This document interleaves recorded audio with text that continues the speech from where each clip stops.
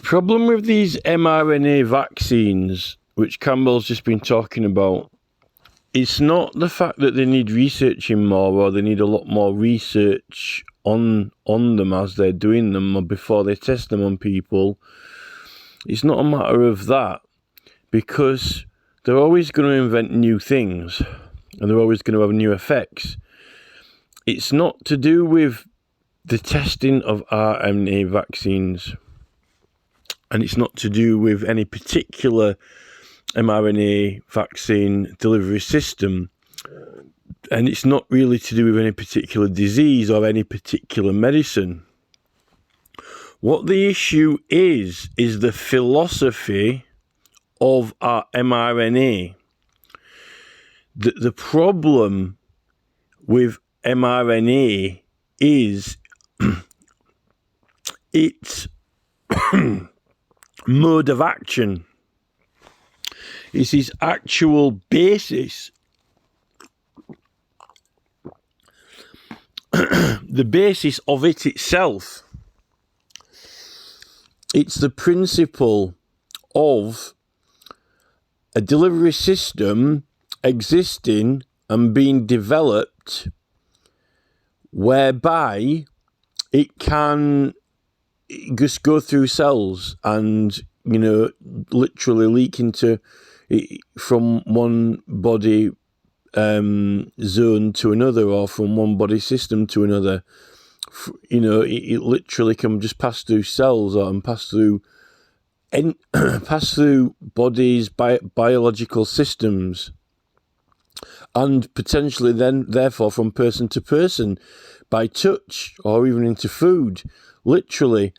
And I actually now, I've just clicked on Robert F. Kennedy Jr., and I think he probably was thinking this when he said it, but I don't think everyone actually put two and two together, but I'm quite sure Kennedy was aware of this when he was saying it, and it's one of the reasons why he said it about the mRNA. But he was talking about frogs, and he was saying that there are certain amphibians which have been exposed to chemical contamination, and they've ended up literally having their gender changed. Literally, the exposure of the chemicals is so intense that the frogs just change gender. And now the thing with frogs is that they have got an exceptionally permeable skin. The actual frog amphibians live in the wild, but the environment that they've adapted to and evolved in, it is a particular environment which they've got a status quo with, an ecological balance with. They absorb and change different chemicals from their surroundings.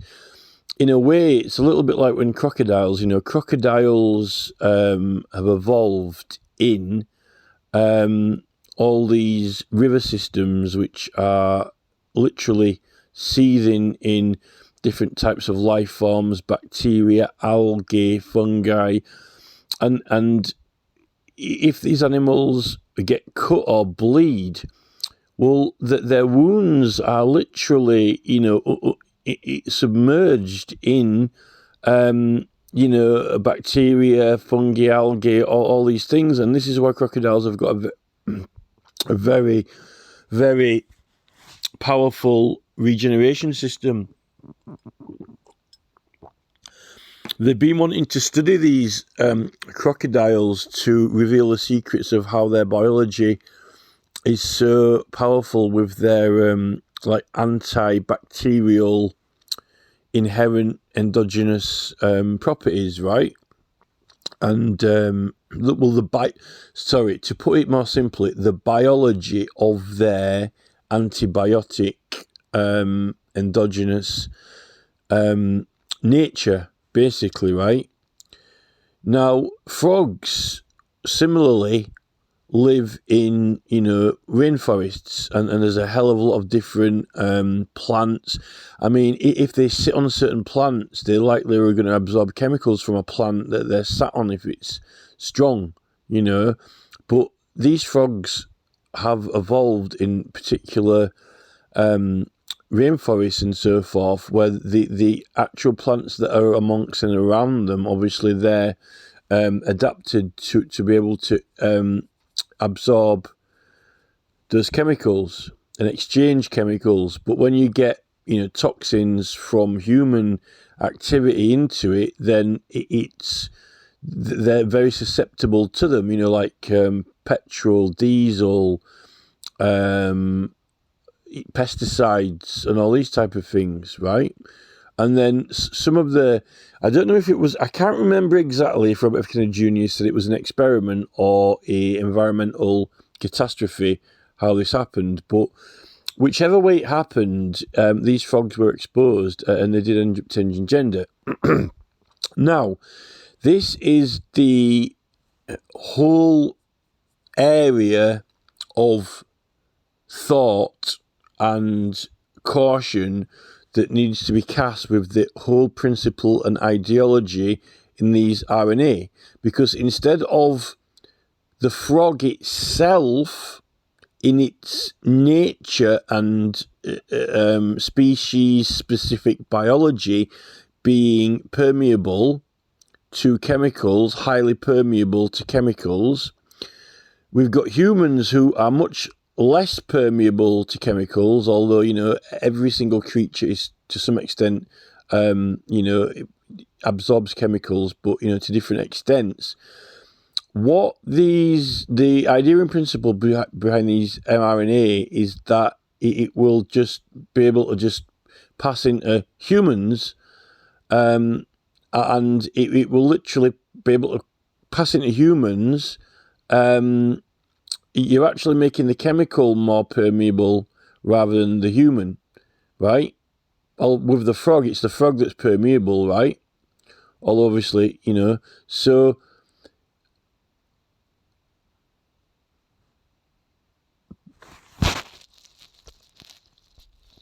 I mean, we just don't want that to happen, because basically then what if they're allowed to work on these either without license or without being watched, and we know that this has happened with the Chinese labs anyway, even with all supposed safety measures in place, right? If they continue this line of pursuit of this particular investigative scientific experimentation, right, they're going to eventually end up with a set of compounds and medicines which literally are going to be extremely dangerous to humans. And it doesn't really matter what chemical that they transfer or carry.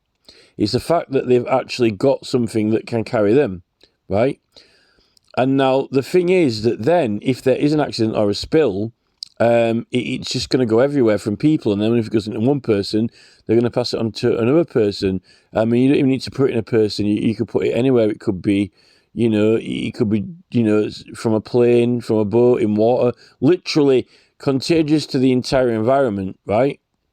Even if it's, they're even wanting one that can be put in an inhaler, so it's breathable.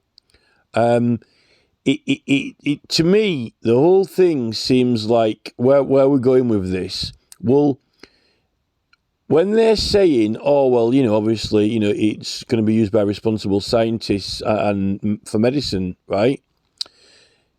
They said that with guns. They said that, oh, we're inventing guns, right?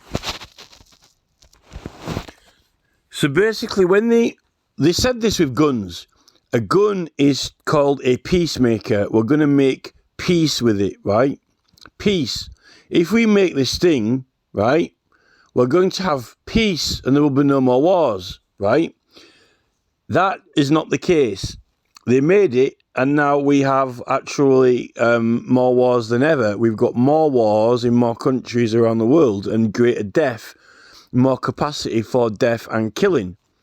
Now, if intelligent, mature countries that have got executives and companies and McDonald's and fucking shirts and ties and suits, right? And trains and tram drivers and, kings and queens, and supposedly Bill Gates owning land in every country in the face of planet Earth, right? Mr. Putin wears a suit, sits at a table, he's got shiny shoes on. I'm a human being, yes. Would you like a coffee, Mr. Putin? Yes, right? Yeah, he's sending these guns at other countries and killing them all, right? Now, with the maturity and the usage of these things, which apparently they're going to make peace, we're not making peace with them, are we? So, is the current responsibility of the totality of this planet, of the leaders of countries, including their scientists and gun makers, responsible enough, given the fact that, you put a, revolver on a table, 6 bullets, a little piece of metal, and go, there's a gun. What's that for? Oh, to make peace with, right? No, it's not, right? It's, what are these, what are these medical,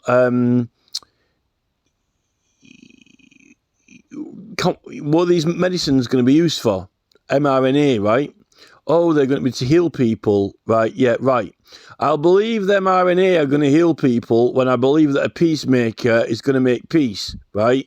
Or has succeeded in making peace, or made the world more peaceful, right? Which it hasn't. So, once they've got these things, then, you can start threatening people with them, or they can even spill, like in some accident, and then everyone could even be turned from a male into a female.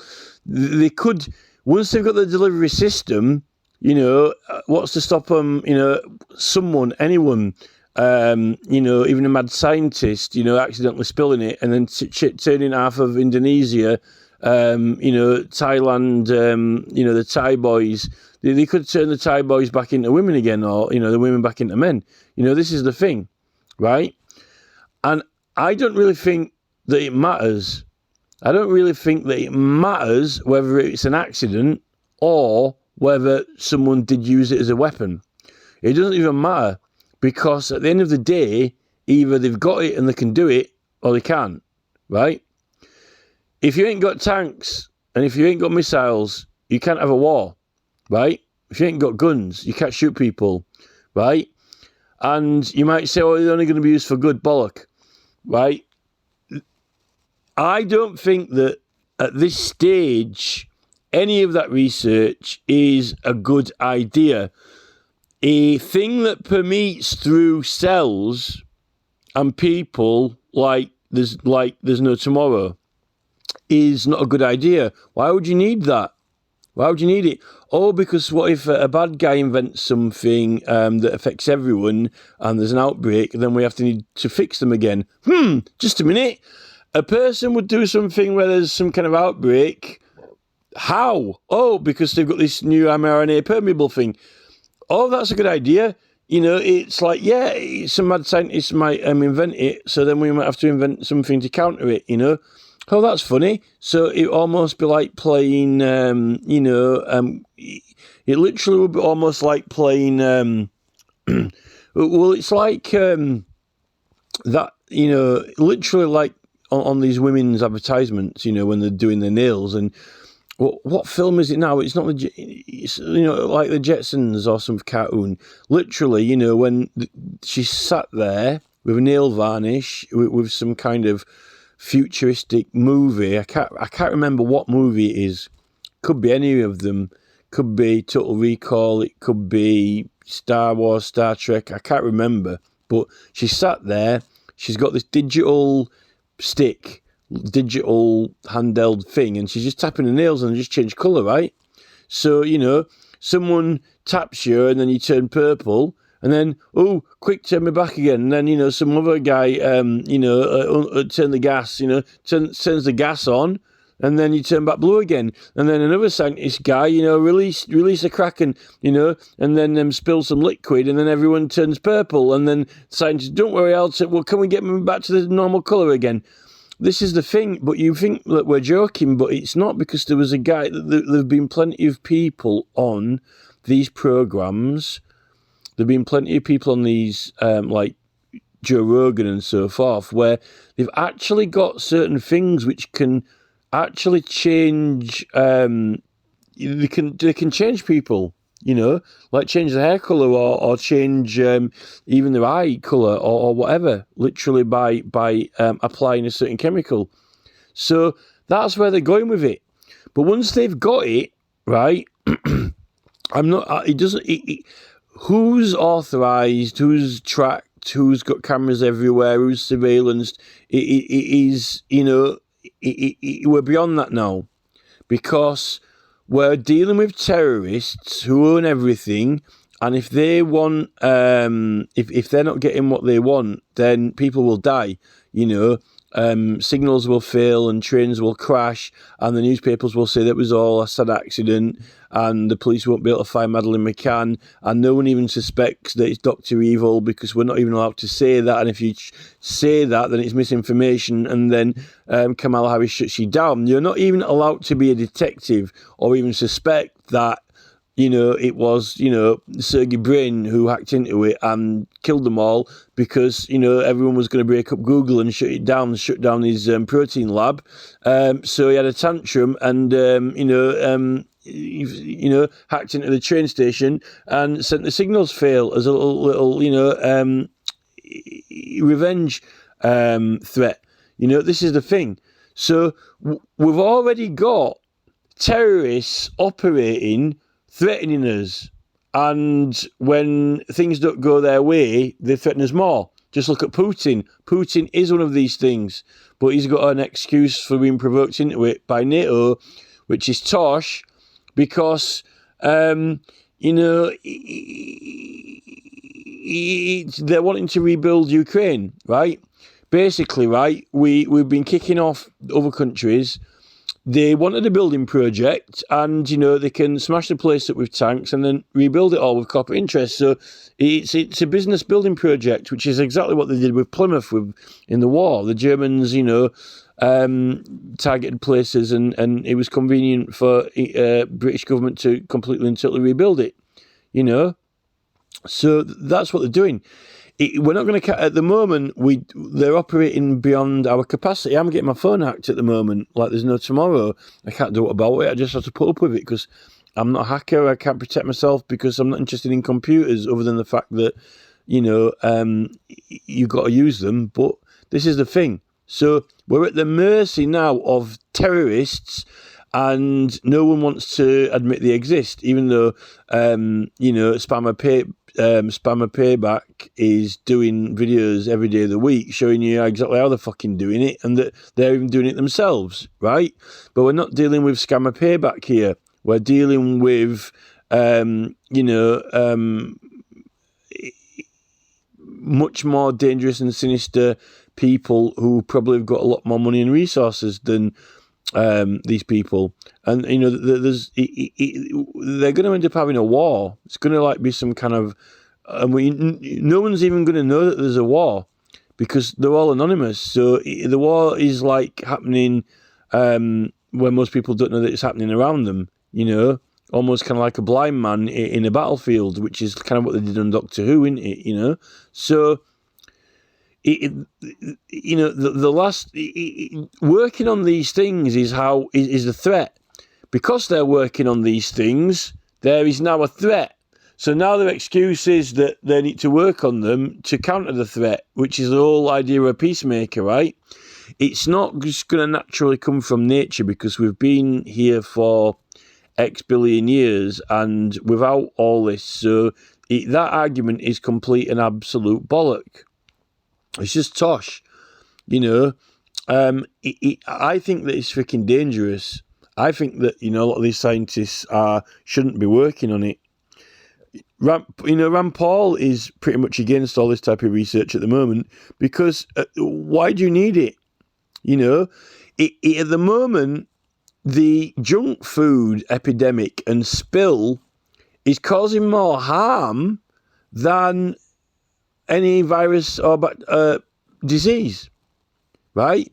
If you could contain the entire Chinese restaurant and Indian restaurant spill, treat it as a disease and eradicate it, you'll quickly reduce cancers and diabetes and get people back within certain resilient health to be resilient to these diseases without even getting any of these government's injections and so forth. But they don't want to do that because they've got this economy thing that they've got built up that will take a massive hit and they can't afford to do it. You know, they don't want to fix it. And then you've got Keir Starmer, who's wanting to legalise assisted suicide when it's the things that his government and the previous government have been doing to us, which is causing people to have reason to want to commit suicide, which is like building around people when they don't want things built around them. You know, people being rejected from society because they won't conform to sit in an audience and clap like a Duracell bunny at celebrities, and you know, or they're not fitting with this competitive system. Starmer is pushing a competitive system, and in a competitive system, you've got winners and losers. And you know, as far as Starmer's concerned, the losers can, you know, clock out and fuck off, which is what Tony Blair says. That's someone else's problem. Well, this is the statement of the century, Tony Blair. Like, someone else's problem, which is Starmer's joined him now. Like these assisted. What about the assisted suicide? Well, that's someone else's problem. Rather than saying what's causing it, or we're causing it, Care, Taylor Wimpey, you know, all these corporate entities are causing it. And the television culture, you know, are causing people to turn on, you know, tune in and drop out. You know, it's actually being caused by an excess of building, an excess of food, excess of everything. That's what's causing certain people to, you know, say they've had enough of it. You know, rather than fixing those problems. But they're not problems to Starmer. They're actually the things that they're goals. They're their ambitions and goals. The goals and ambitions of Starmer are the actual cause of many people's distress and anxiety. So that, and hell, personal hell, right? But you know, Tony Blair's always someone else's problem. So, you know, Keir Starmer's heaven, unfortunately, is someone else's hell, and, you know, too bad for them. As Tony Blair says, that's someone else's problem. So rather than compromise, you know, some of his heaven to stop creating hell for other people, Starmer's like, fuck them. They can, like, clock out and fuck off. So, unfortunately, Starmer, you know, I'm starting to think that it actually is genocidal. I'm going to actually have a look in the Bible to see if Christians are even allowed to commit suicide if they want to, because I'm not too sure they're allowed to, but we'll check it out. We'll have to have a look. And if they're not, might even have to pull it through Magna Carta. If it's entrenched in British law, Starmer might not be able to do that. So I might have to check and see if he can even do it.